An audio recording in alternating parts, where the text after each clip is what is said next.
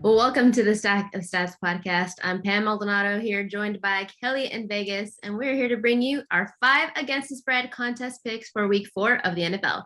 Kelly, we did really well last week. We went 4-1. We're now 10-5 on the season, minus the Jets. My bad. I told you I was going to take full responsibility for that one. Here I am owning up to my batshit crazy mistake of a fuck up. Jesus Christ, what was I thinking? What I mean, I'm loving all these obscenities because I was thinking the same thing on Sunday, and I was like, I will not text Pam. I will not chastise about this Jets pick. So when I saw your tweet, I had to just add the little gift of Bart Simpson doing his like, I will not bet the Jets thing. Listen, shit happens, man. Like, I understand you and I are two different kinds of handicappers, and I get to a point where there are just teams, college football, NFL, college basketball. Either I don't have a good read on them, they have burned me too many times, and I just have them on this do not bet list. And until the Jets can show me otherwise, I can't bet this damn team. I know. And guess what? The sharp guys bet them this week. And I'm like, I am not going to do this. I am not going to do this. I am not going to do this. I will not bet the Jets. I would have leaned to the Jets, but I immediately ignored it. I'm not even looking at it. I don't care what rhyme or reason you have for it. I will not bet the Jets. And if it works out, hey, too bad, so sad. I was a week too early on them. We're neither here nor there. We're 10-5 on the season. We're doing well. And that's because in the first couple of weeks, we weren't really seeing eye to eye, but now we are. Last week, we had a lot of in sync. This week, I swear to God, you and I were on the same freaking wavelength because we matched up on nearly every single game. Could be a good thing. It was a good thing last week. Let's see if we can put together a 5-0 card. I don't know if you have looked at the standings, but as well as we're doing at 10-5, there's a bajillion people who are 12-3. And so for that reason, we're still not into the top even like 300, but I think with the 5-0, that can definitely push us up forward. That's what we need. We need a 5-0. We don't have a 15-0 up there. I actually tried to look at. Isn't there one player? There might be. I don't look. I'm thinking of the Super Contest. The Super Contest has a 1-15-0 player. That would make sense. And I'm in a bunch of pools online as well. And it's crazy because I'm 11-4 in some of those, and I still have 5 or 6 guys in front of me. And I'm like, who are these guys? I want to know. I need to know. Maybe they should start sharing their picks with me. It is crazy, but you got the idea is not to go 3-2 every week because of the contest format. Yes. If we're betting games and we go 3-2 every week, we're retiring and on an island. In the contest, I've seen it from the proxy service years past. You've got to hit upper 60s, low 70s to cash in the money. So you've got to have some of those 5-0 weeks to make up for the 3-2s. You have an 0-5 week, life is going to be really bad. You're done. Don't even consider it as an option. 5-0 this week. You speak it into existence is what I keep saying. And this week it could be a 5-0 because we're so much in sync. We're going to start first with your best bet of the week. And that is Panthers +4.5 at Cowboys. This is, of course, your best bet. This was my runner-up best bet. So automatically it's on the card. Why do you love Carolina catching the points this week here? So this is a Dallas Cowboys team that I was just on Monday. Right. And the reason why I was on them was more of a play against the Eagles. Normally, I would love to be on that divisional dog, especially in the NFC East. But I'm going, okay, I have the Eagles season win total under. I've been looking at this Eagles team and Jalen Hurts, and I don't think he is the focus. So laying the 4 with the Cowboys was rather square for me, but I bet it early in the week. I was confident with it until it dropped to 3, and I go, oh my God, I hate this. And everybody's like, I don't get it. Just sometimes those like little quirky things like the reverse line movement or maybe the sharp guys getting in my ear, I try not to let affect me, but they still do because I've been around long enough and I kind of understand that you start to see those things and more often than not, you're on the wrong side. Nonetheless, Cowboys looked great. Cowboys looked real great on Monday night. Now the Cowboys, again, they just played the Eagles. They have to play the Giants next week. Yes, we all know the Giants stink, but it's still a divisional game. Right now, this is the Cowboys' division to lose. I think the Panthers are still flying under the radar. Yes. I understand maybe other people would not agree with that, but I think Sam Darnold is doing a great job. Now, no Christian McCaffrey the last week either. Obviously, he's still out for this week, but I don't think they missed him too much. And I know that sounds kind of crazy. The number 1 running back in the league. Essentially, we could argue whether it's him or Derrick Henry. That being said, it's built into the line here. 4.5 is too many. I think this is a field goal type game. I think the Panthers are going to win this game. And I think you have to take the better defense plus the points here. Now, while the Cowboys defense have shown with Dan Quinn, Driven. some moments in greatness. I didn't expect them to progress this quickly. I'm still not sold on them. And I do think that this is going to be kind of like that Chargers game where it kind of comes down to the wire. One team wins by a field goal late. Hopefully that team is the Panthers. They're number one in turnovers, the Dallas Cowboys, so that could come into play here. But you mentioned something about the line movement and how you saw the Cowboys go down to 3. Here's a reminder for what line movement is sometimes. Sometimes it's just line movement. It happened yesterday in college football. You saw Miami, they were 3.5-point favorites. I loved Virginia plus 3.5 and on the money line. And then all of a sudden the line shifts to 5.5. And I'm like, wait, Keene is out and the line is moving towards Miami's favor. This doesn't make any sense. However, Virginia ended up getting the cover. They got the win outright. So sometimes this is just every once in a while, you're reminded that sometimes line movement is simply just that, movement. It could be large betting syndicates who want a better number. And so they're moving it in one direction to buy back on the other. It could, you don't know what the line movement is. I'm not going to try to play the guessing game. You stick with what you know. And what I know is I liked Virginia. We both liked Dallas. We rolled with it. And we were both right in those situations. So movement, something to look at, sure, but I wouldn't set your whole heart and bankroll onto, oh, this is moving in this direction. Let me continue with it. Absolutely. That's why we have guys in Vegas we call board cleaners. They just go pick off the bad numbers based on line movement and things like that. It's always really funny because, I know tons of dorks that sit there in front of the screen all day and try to do that. But you're right. There are so many fake moves. There are so many moves to set up things like that. And that kind of looks like what happened last night in the Virginia game. I liked Virginia too. I wussed out at 5.5. I cost myself a winner. Congrats to you for not overthinking it. 1 second. Okay. Well, I also like the Carolina Panthers, and for me, it's all about the quarterback pressure. You have Dak Prescott, who's looked absolutely fantastic versus the best pass rush in the NFL. But Dak Prescott has faced the 12th, the 23rd, and the 32nd ranked teams in quarterback pressure. And the Panthers may have faced less quarterbacks, but this pass rush is definitely legit. They have 14 sacks through 3 games. That is one thing that you can definitely bank on. And this Dallas offensive line, they're not bulletproof. Prescott has been sacked 7 total times, and he's thrown an interception in 2 of his 3 games. And versus the Chargers defense, he was held to under 250 passing yards, 0 passing touchdowns, and 1 interception. The Panthers are definitely going to bring that same kind of defense. I'm with you. I love the Panthers. It's on our card. The next game that we have maybe you leaned to it, but this is my best bet. I have Vikings +2 at home against the Cleveland Browns. Kirk Cousins, he has thrown multiple touchdown passes in 6 straight games, and in 11 of the past 12, he's thrown for 320 plus passing yards in 2 of his last 3. And Cleveland is currently looking like the 5th best passing defense. However, look at who they have faced. They allowed Mahomes 337 passing yards. Yes, it is Mahomes.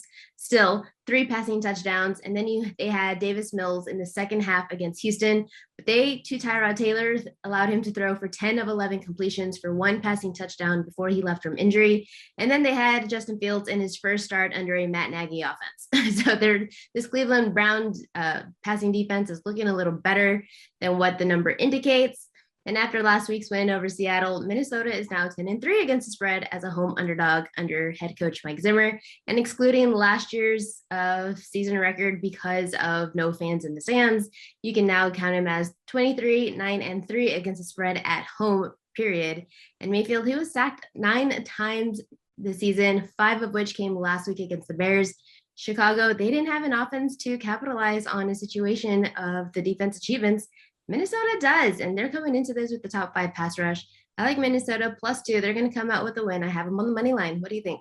Absolutely, Pam. Look, I know earlier in the week when I say my list, they were in my teaser list. On Monday when I was flying, I started looking. I said, wow, this is going to be another great teaser week. And this Vikings team, I had already put in with the Ravens when they were +2.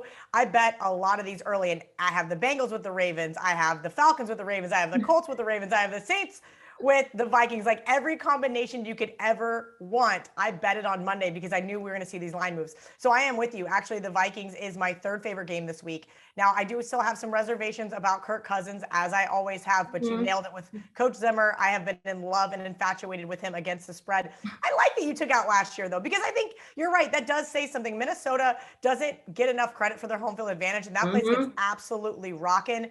That does come into play here. You're right. Who have the Browns played outside of the Chiefs? They played nobody. They looked really great last week against the Bears. Now, this week, everybody can't wait to bet them as short road favorites. I thought Minnesota turned a corner last week. Actually, I should say that they turned a corner in Arizona. Unfortunately, they lost a game on a missed field goal. If they can keep their kicking woes at bay, Minnesota wins this game. I think this is going to be a really hard-fought game because of the offensive prowess of the Browns, but this defense should be able to shut down Baker Mayfield, and hopefully they get the win for you, but I like the +2. Another game that we both, I think, agree on. I'm a little confused. I want clarification. Initially, the next game on our card is Cardinals +4.5 at Rams. I loved the Cardinals in this spot. You initially sent me the Rams, but then you sent me another text later. I was going to say tweet, another text later that said Cardinals. So which side are you on? Should we be leaving this off if you are 50-50 on this? So my initial thought process was the Rams. I joked last Sunday, my best bet was the Rams. I joked, this is now a Rams super fan account.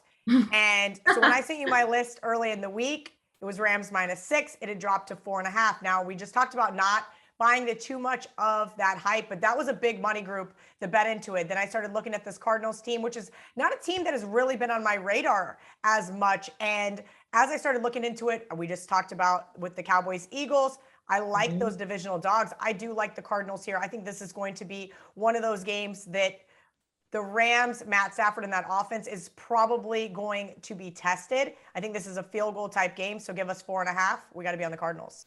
And you're talking about that line movement, the line that they bought down to, it opened at 6 and it's moved it down to 4.5. So we're no longer getting that 6, but I liked the Cardinals coming into this because we always talk about you fading the teams who look super great or hopping on the teams that look super poor in the week before. Well, no team is looking better than the Rams right now. How do you look beyond what Matt Stafford has done? And you just beat the Super Bowl champs comfortably. You destroyed them. You made them bounce right back down to earth. And had that offensive line been healthy for the Chiefs, who knows what that outcome would have been in the Super Bowl. And we're seeing it exploited. The Tampa Bay defense isn't looking that stellar. Well, now you're going up against a Cardinals team who does have a better defense than the Bucs. Yes, I will say that. They have a better pass rush. They have a better pass defense.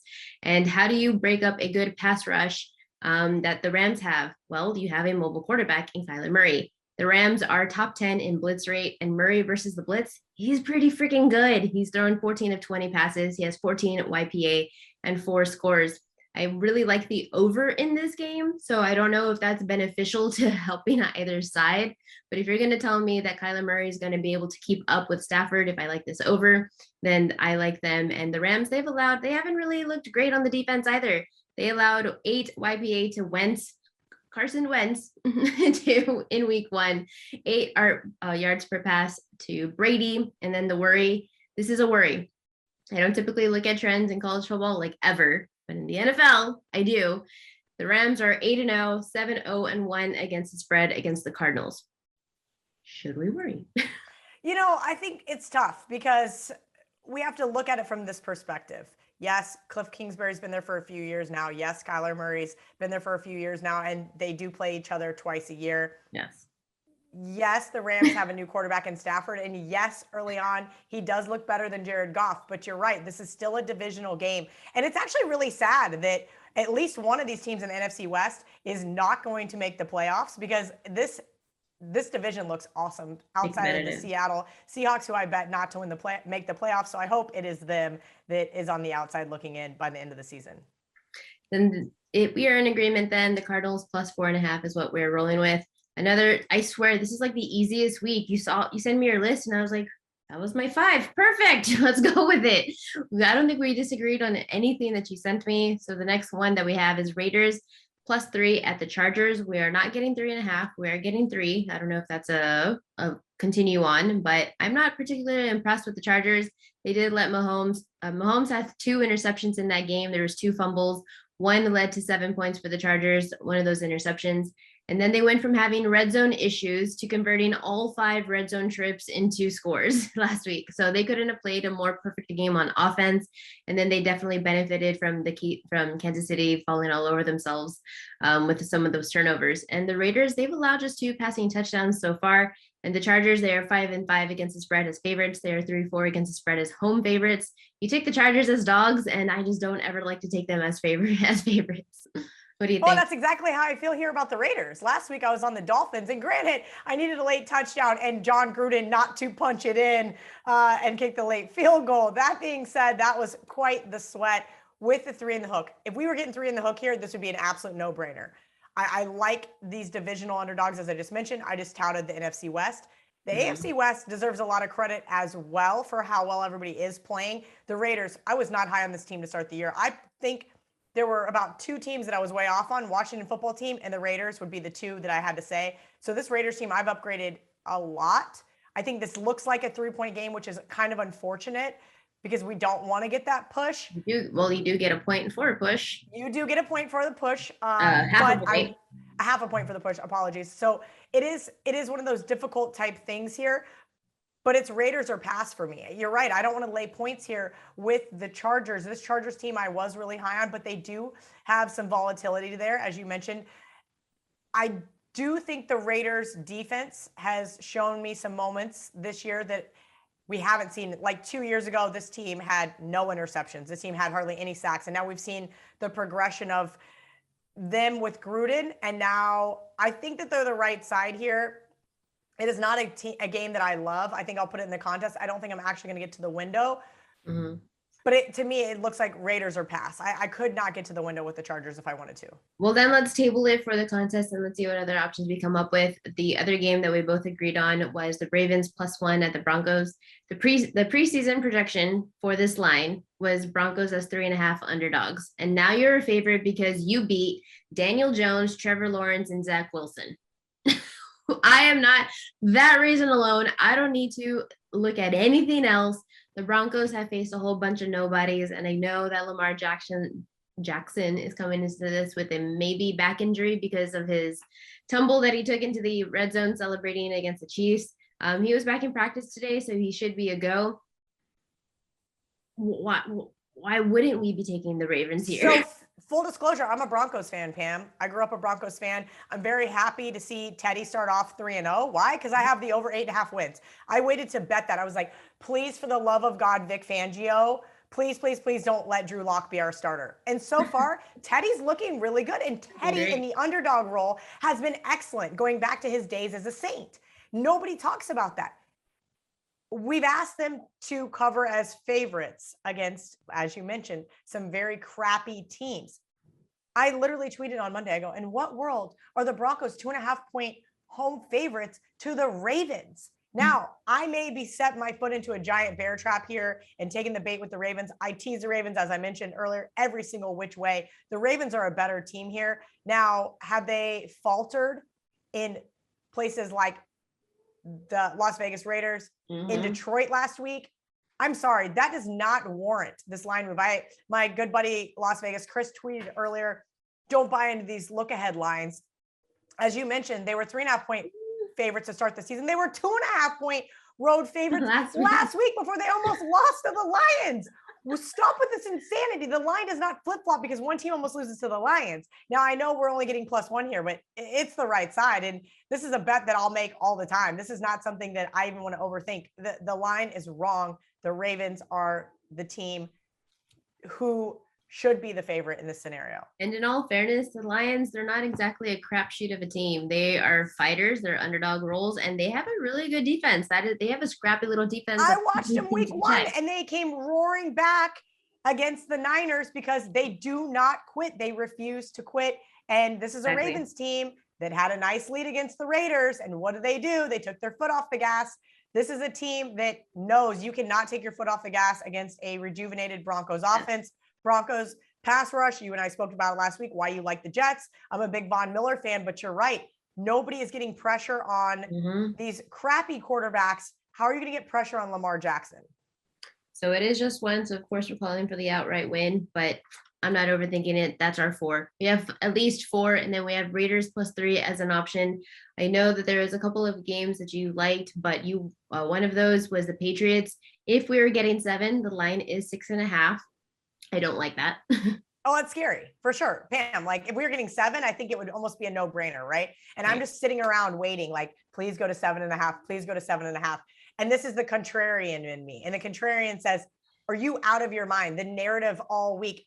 Listen, the Bucs could go in there and win 38-17, and I'm going to hate myself. Right. But I hate how the talking heads on TV are like, oh, Brady's dad said this, and oh, this about Belichick, and all this drama is coming out. I get it. You guys want everybody to watch the Sunday night football game, but stop it. Because if you like the Bucs, you bet them at 5.5. You do not bet them at 7. 6.5, you're right. It's kind of got me in my brain. I want to take it. The contrarian in me does, but I'm waiting for the 7.5 here. I definitely don't. So for the card, we'll leave it off. Another option, the Falcons. The Falcons are scary. I did put them in a teaser, but I'm sorry. You have to I know you said Falcons on a teaser like 10 times. So I literally did. But who are the Washington football team to be road favorites? Who? In what world? We said that last night. Who are the Bengals to be 7.5-point road favorites? Did I have the guts to back the Jags? No. What did I do? I put the Bengals in a teaser and have never had to sweat a teaser outside of the Ravens last week so bad in my life. I couldn't believe it. I was like, they came roaring back. I thought it was over. It was 14-0. I didn't even care. I was at dinner with my mom. I was like, who cares? I lost, 4 first legs of these teasers. And then sure enough, got it done. I do like the Falcons in a teaser. I would love to back the Falcons, and they're not quite up there with the Jets on my do not bet list. You have to look at the ugly dogs. You have to look at the teams that nobody wants to touch, and Falcons is definitely one of those. Falcons is definitely one of them. If you look at Washington, they're struggling on offense. Heineke, he is a great quarterback, and I think he definitely has a future long-term in this league. If not as a starter, definitely as a backup. But Washington, they don't get many first downs per game. And now you're talking about Falcons, who, yes, looks like a crapshoot, but Matt Ryan is still very capable. He has been falling more into like a passing rhythm as of then compared to the first game. There's not a lot to love about the Falcons, but if you give me 2 teams who are both pretty damn similar statistically, then I'm going to go with the team that has the better defense. And coincidentally, that happens to be the Falcons against the pass. They're 17th in passing defense, and Washington is 29th. They're giving up yardage to everybody. And Matt Ryan, I know he doesn't have like a long ball, but he is at home. Nobody's going to want to bet it. This would be more of like an ugly dog situation. Throw it in, because if we're right, no one else will have it. And that's kind of how you can get a leg up in some of these contests, right? Because if everybody's going to play Washington, because it just seems like the easy play, if you fade the Falcons every week, you're going to cash. I don't dislike this play. Again, like I said, I'm loaded in them in teasers. If you had to pick, Pam, do you like Raiders better or Falcons better? And Washington is last in the NFL for third down conversions. So who's going to have more of an opportunity for scoring? That's going to be the Falcons for just third down situations alone. How about, let's just look at some of the other options on the board then. I'm looking at the Lions for the contest. Lions, we were talking about how Lions are a scrappy team. They fight all 4 quarters through the last second of the game. The backdoor cover is always there as an option. This could be their first win. Matt Nagy offense, they haven't said that he's not going to be play calling for this week. So if he still is, and we still don't even know who the quarterback is, whether it was Dalton or Fields, honestly, I don't care. I don't think it matters. Both of them stink right now because you're under a Matt Nagy offense. Or now there's even that storyline of, was it even Matt Nagy, or is Justin Fields that bad?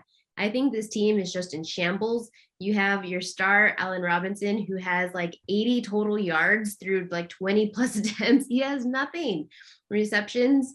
Lions, they fight. And I know Lions might be, to your point of what you typically say, the trendy underdog.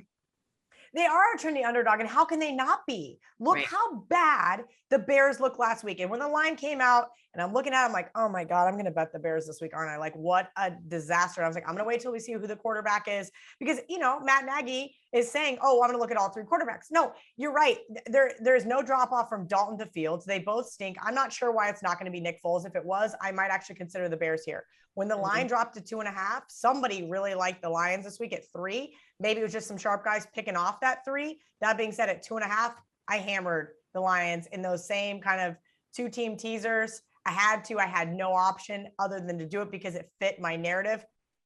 I leaned the Lions this week, divisional underdog. You nailed it. They've been really scrappy. They've been in these games. This is a team that I haven't quite figured out if the Bears are going to quit on Nagy or not. Do they want him fired? I mean, everybody in Chicago is calling for him to get fired. And you know how that kind of happens? Once that head coach gets fired, all of a sudden it rejuvenates a team. I don't think he's a player's coach. I don't think they want him there.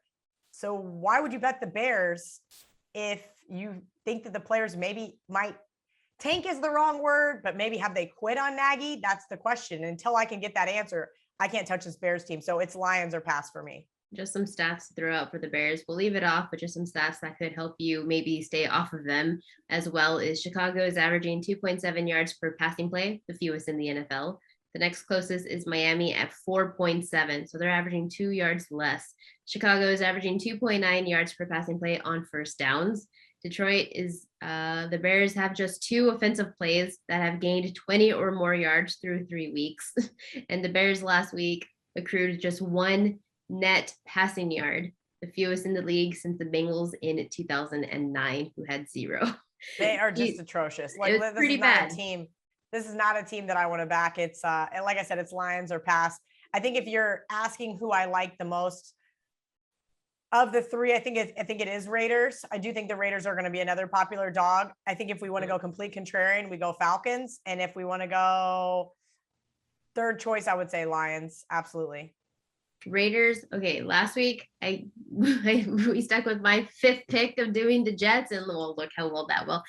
In all fairness, though, I did sway you over to the Chargers, and that worked out beautifully. And you did. I said they were going to win, and they won. It was good. No, you had a great call on the Chargers because early on I did lean the Chiefs. So great call on that one. The Saints looked really great. I think that was one of the other options, and I think maybe even I tried to convince you for one more. Look. I have had a really great NFL season to start, and I have this like really nagging feeling that, because it does happen. You're going to start to see regression to the mean. And so I am doing what I do best in the NFL, and that is my teasers, and that is keeping my card pretty limited. So I didn't play the Raiders yet. I did play the Lions in a teaser, and I did play the Falcons in a teaser. I think we go straight contrarian here, and I think we take the Falcons. Falcons at home. I like it. We are going to do Falcons then, that line, just to make sure that I'm not missing over on anything. It is Falcons +1 at home. So then we will do that. So then that's our 5 card. That is our 5 picks, 5 NFL against the spread picks. We're taking Panthers +4.5 at the Cowboys. That is your best bet. We're taking the Browns at the Vikings +2. The Vikings +2 is my best bet. We're going to take the Cardinals +4.5 at the Rams.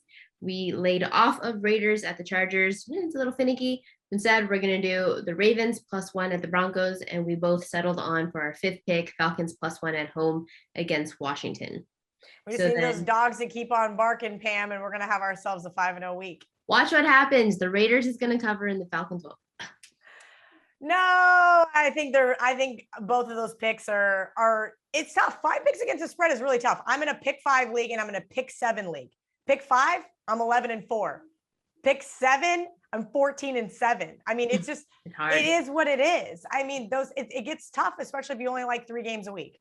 Okay, then that makes sense. And that's what we're going to do. I don't know. I think Raiders, are we sure? You have a really great team coming off of looking awesome, and then they're favorites and we don't like them as favorites. And then you have the Falcons at home. Are you sure? Damn, think wrong. We're taking the ugly dog and the Falcons. The ugly dog. I like it. That is why we are doing this. We talk it through. And then you know what? We took the ugly dog last week. It didn't work out, but we're taking the ugly dog this week, and it is going to be 5-0. Speak it into existence. I like it. Do make sure to follow Kelly on Twitter at Kelly in Vegas. You can see all her stuff over at the Barstool Sportsbook. Do follow me on Twitter at Pamela M35, and you can check out all my stuff on Yahoo. That does it for our 5 against the spread contest picks for this week. Kelly, we'll do this again next week and every week after, because we're going to win. Yes, Pam, I love to hear it. Let's have a great week.